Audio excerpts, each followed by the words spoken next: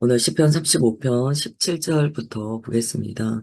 시편 35편 17절 18절입니다. 주여 어느 때까지 관망하시려 하나이까? 내 영혼을 저 멸망자에게서 구원하시며 내 유일한 것을 사자들에게서 건지소서. 내가 대회 중에서 주께 감사하며 많은 백성 중에서 주를 찬송하리이다. 아멘. 17절은 하나님의 개입을 간구하는 내용이고요. 18절은 찬양을 서원하는 내용입니다. 앞서 우리는 다윗이 얼마나 억울하고 고통 가운데 있었는가를 보았습니다. 그는 이러한 고통 가운데 하나님께 모든 시선을 돌렸어요. 그리고 하나님의 개입을 간구하고 하나님의 구원을 바라봅니다. 17절에 보면 주여 어느 때까지 관망하시려 하나이까? 라는 이야기를 해요. 관망이라는 단어를 쓰죠. 하나님께서 마치 내 인생의 방관자처럼 보였던 거예요. 침묵하시는 것처럼 보이는 거예요. 우리가 고통 가운데 있을 때 경험하는 것이 바로 침묵하시는 하나님입니다. 주님께서는요, 주님의 때가 있으세요. 근데 그 때라는 것은 몇 날 몇 시 이게 아닙니다. 그 때라는 것은 우리의 준비가 포함된 때예요. 우리는 우리의 시간만을 생각하지만 하나님께서는 그렇지 않으세요. 하나님의 시간이라는 것이 있습니다. 하나님의 시간은요, 가장 아름다운 때예요. 이 아름답다는 것이 무엇인가? 합력하여 선을 이루는 때입니다.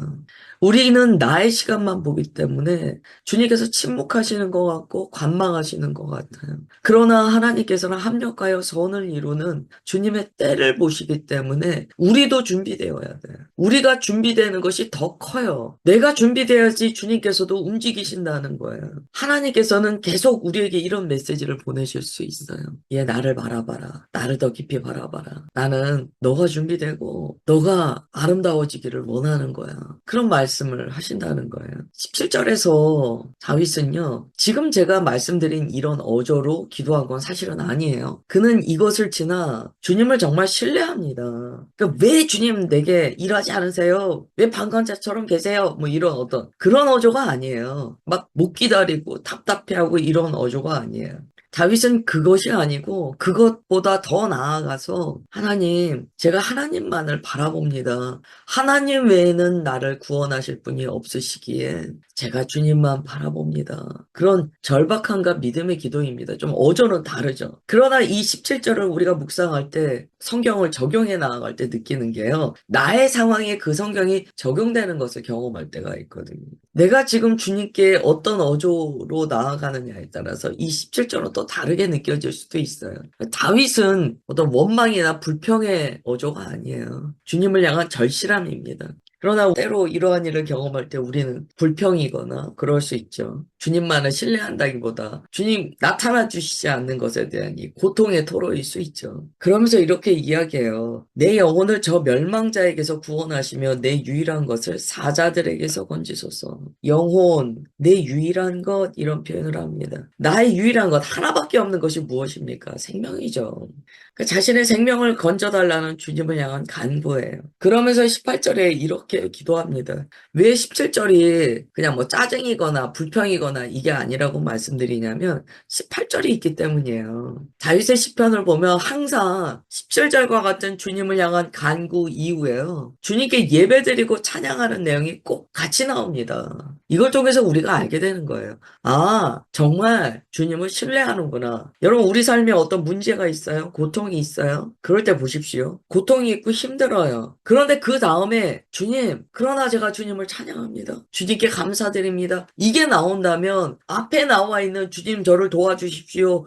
건져주십시오. 라는 그 고통 속에서의 고백이요. 믿음의 고백이에요. 그러나 그렇지 않은 거예요. 고통이 있어요. 그래서 그 고통 가운데 들어가서 주님도 잊어버리고 아예 몰라 나 이제 난 내 맘대로 살래. 그러면서 주님 왜 날 안 도와주시는 거예요. 이거는 완전히 차원이 다르죠. 이거는 믿음의 강구가 아닌 거예요. 그래서 이 성경은 우리가 문자로 읽기 때문에 어조를 잘 이해하지 못할 수 있는데요. 사실 묵상은 어조를 묵상하게 됩니다. 다윗의 어조는 지금 그런 어조가 아니에요. 우리가 고통 가운데 있을 때요. 기도하잖아요. 그런데 자신의 삶의 자리를 좀 살펴봐야 돼요. 어떤 경우에는요. 우리가 막 나간다고 하죠. 자기 마음대로 다 내가 하고 싶은 대로 삶의 자리로 그냥 이동해버려요. 그리고 그 자리에서 막 주님께 말씀드리는 거예요. 주님, 저 좀 도와주세요. 저 좀 건져주세요. 이것은 어조가 다른 내용이에요. 신실하게 주님만 의지하는 자는 기도의 내용은 같을 수 있어요. 그러나 그 뒤에 반드시 주님을 향한 그러함에도 불구하고 감사하고 찬송하는 내용이 따라옵니다. 그러면서 그의 어조가 오직 하나님만을 신뢰하며 하나님만을 전적으로 의지하는 믿음의 어조라는 것이 드러나요. 우리의 기도에 어조를 잘 살피십시오. 그리고 우리의 기도가 왜 하나님 나를 안 도와주세요? 라는 단순한 불평과 짜증인지 아니면 이 모든 것을 주님의 주권으로 올려드리면서 주님만 나의 도움이십니다. 도와주옵소서. 그리고 감사와 찬양이 따라오는 간구인지 그거는 구분하셔야 돼요. 이 신앙이라는 게 그런 것 같아요. 다 똑같아 보이는데 들어가 보면 어조가 다른 거예요. 어조가.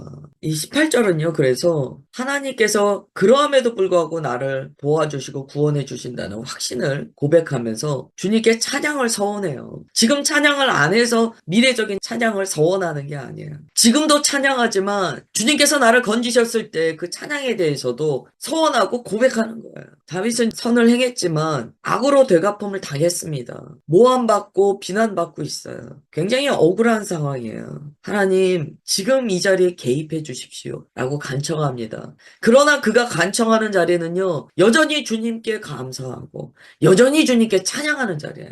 삶에 문제가 있다고 하나님 앞에 코람데오의 그 자리를 빼앗기지 마십시오. 이 17절, 18절은 그런 것을 우리에게 가르쳐줘요. 19절부터 21절 보겠습니다. 부당하게 나의 원수된 자가 나로 말미암아 기뻐하지 못하게 하시며 까닭없이 나를 미워하는 자들이 서로 눈짓하지 못하게 하소서. 무릇 그들은 화평을 말하지 아니하고 오히려 평안히 땅에 사는 자들을 거짓말로 모략하며 또 그들이 나를 향하여 입을 크게 벌리고 하하 우리가 목격하였다 나이다. 낱낱이 아뢰는 거죠. 낱낱이 아뢰는 거죠. 우리가 그동안 살펴본 시편 35편의 내용은요. 하나님의 공의에 근거한 주님을 향한 간구였습니다. 하나님의 공의에 기반하여 어떻게 간구합니까? 하나님의 의가 이 땅에 실현되기를, 내 삶에 실현되기를 간구해요. 하나님의 의를 간구할 수 있는 사람은 오직 의인밖에는 없어요. 하나님의 의는요, 의인만이 기쁨으로 간구할 수 있습니다. 의인이라는 것은 무엇인가? 하나님과 그의 관계가 회복된 자예요. 그게 의인이잖아요. 관계가 막히지 않은 자. 의인이에요. 그만이 주님 앞에 의의를 간구할 수 있어요. 19절부터 21절 계속하여 하나님의 의의를 간구하며 그들의 부당함을 주님 앞에 고발합니다. 이 기도는 절대 비성경적인 기도가 아니에요. 성경에 이미 쓰여 있듯이 이 기도는 많은 하나님의 백성이 하나님께 간구하는 기도의 내용입니다. 적극적으로 이야기합니다. 저들이 지금 어떻게 불의함을 저지르고 있는지 이야기합니다. 하나님께서는 이 기도를 다 들으세요. 악인들은 까닭없이 미워하고 조롱하죠. 다윗이 자신의 적들이 자신을 이 까닭없이 미워한다라고 이야기해요. 이 까닭없다는 것은요. 그들의 불의함을 고발하는 이야기입니다. 자신의 만족이나 이익을 위하여 까닭없이 의인을 핍박하는 것이 불의함의 특징이에요. 21절에 보면 그들이 입을 벌리고 하하하고 웃습니다. 우리가 이겼어 라고 하면서 좋아하는 내용이에요. 막 이겼다는 거예요. 불의함이 이겼어. 내가 이겼어. 내가 저들보다 강해 라고 하면서 막 입을 벌리고 크게 웃는다는 거예요. 우리가 앞서 하나님께서 가장 아름다운 때 역사하신다라는 것을 나누었습니다. 하나님께서 말씀하시는 가장 아름다운 때는 언제일까요? 사실은 불의가 팽창할 때예요. 예수님께서 언제 오십니까? 불의의 팽창이 그게 달했을 때 오세요. 그걸 어떻게 아름답다라고 이야기할 수 있죠? 그게 합당한 때예요. 그게 토부의 때예요. 불의가 팽창할 때 주님의 자녀들, 의인된 자들은요. 의의 폭발이 일어납니다. 어떤 사람은 하나님의 의의 길을 모든 것 다 버리고 따르고요. 어떤 사람들은 불의의 팽창으로 불의 그 자체가 되어버린다는 거예요. 이때 스스로가 알아요. 내가 심판받는 이유를 알 수밖에 없어요. 주님께서는 그 팽창의 때에 오실 거예요. 이걸 우리가 부흥이라고도 표현합니다. 마지막 때의 부흥은요. 의의 부흥입니다. 주님을 향한 믿음을 끝까지 지키고 고난당하는 자의 부흥이에요. 그렇다면 이거는 뭐 화려하게 예배당에 모여서 막 온갖 카메라 막 다 켜고 공연하듯이 그런 예배가 막 일어났을 때다? 부를까요? 악의 팽창이 있는데 그렇게 양극단이 있을까요? 어쩌면 이럴 수 있죠. 불의한 자들의 팽창이 있어요. 그렇게 주님을 믿는다고 화려하게 공포하면서 혼합된 자들이 있어요. 진짜 의의 길과는 의인들은 다른 부류겠죠. 다르게 나타나겠죠. 정확히 미래적인 걸 다 알 수는 없지만 성경으로 비추어 봤을 때 하나님의 때가 어떠한 모습이겠는가를 그래도 어느 정도는 유추할 수 있어요. 말씀이 우리에게 가르쳐 주시는 그 화살표의 방향성이 있기 때문이에요. 그렇기 때문에 우리가 성경 말씀을 보면서 나 자신을 계속 갈아엎고 준비해야 됩니다. 주님께서는 팔복의 말씀을 통하여 분명히 의의 길 걸어가라고 말씀하셨거든요. 시편의 고백처럼 우리는 많은 연단을 경험해요. 그러나 그 연단을 통하여 우리는 배워요. 그리고 자기 자신이 믿음 안에 단단해집니다. 신앙은 성숙의 과정이다. 성숙의 과정을 생각하지 않고 그냥 교회 다니는 거 이렇게만 생각해 본다면 너무 연약할 수 있어요. 22절부터 26절입니다. 같이 읽겠습니다. 여호와여 주께서 이 일을 보셨사오니 잠잠하지 마옵소서. 주여 나를 멀리하지 마옵소서. 나의 하나님 나의 주여 떨치고 계셔서 나를 공판하시며 나의 송사를 다스리소서.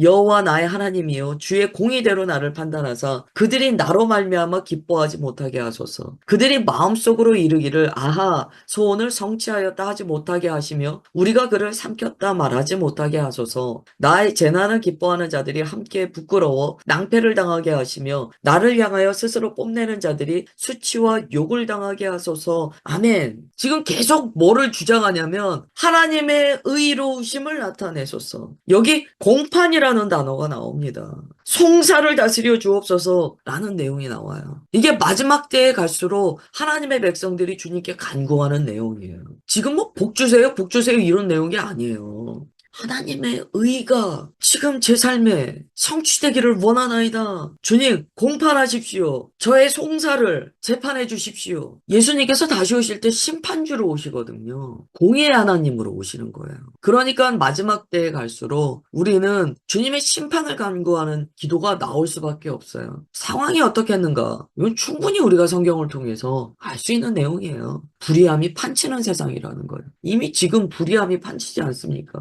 이 불의함은 세상의 불의함을 이야기하는 게 아니에요. 믿는 자들 안에서의 불의함이 판치는 일들이 발생합니다. 믿는 자 안에서 불의함이 판친다는 것은요, 세상은 볼 것도 없는 거예요.